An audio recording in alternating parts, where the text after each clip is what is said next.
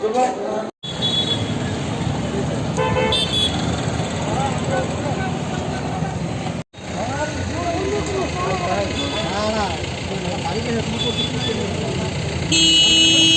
হঠাৎ একটা ফোন আইছে আর বলছে যে ননীগোপাল দেববর্মার অ্যাক্সিডেন্ট হয়েছে। আমরা এতেই অ্যাম্বুলেন্সটা নিয়ে গেছি। উনি কি কোন ইয়েতে দপ্তরে চাকরি করে? আমরা স্পোর্টস ডিপার্টমেন্টেই চাকরি করে ননীগোপাল দেববর্মা। মানে যে জায়গাতে অ্যাক্সিডেন্টটা হয়েছে, যে জায়গাতে অ্যাক্সিডেন্টটা হয়েছে এই জায়গাটার নাম কি? এটা রাস্তার মাঝে। তো সেখানে কি কোনো ট্রাফিকের ব্যবস্থা আছে দেখতে পাচ্ছেন? একদম তো আমরা জাস্ট দেখতে পাচ্ছি। তাহলে কি মনে হচ্ছে যে ট্রাফিকের কারণে এই দুর্ঘটনা ঘটছে? অ্যাকচুয়ালি আমরা তো কোনো সময় এদিকে ট্রাফিকের এমনি পুলিশ প্রায় তো থাকে, কিন্তু আজকে আমরা দেখছি না।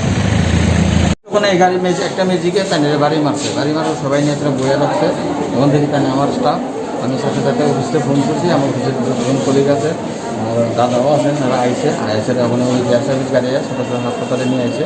নিয়ে যাওয়ার পরে ওখানে যে ফার্স্ট এড যা কিছু পূরণ করতেছে ওখানে এটা ডিসিএমে ক্যাজুয়ালিটি আমি স্ক্যান করানো লাগতো, আর এক্স-রে প্লাস রাস্তার মাথা ওনার নাম ননীগোপাল দেববর্মা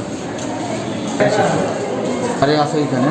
মানে থানা স্টাফ গেছি কিনা বুঝতে পারি না, আমরা তো অলরেডি প্যাসেঞ্জার নিয়ে করছি এখানে। Please subscribe Borok Post for latest news and updates.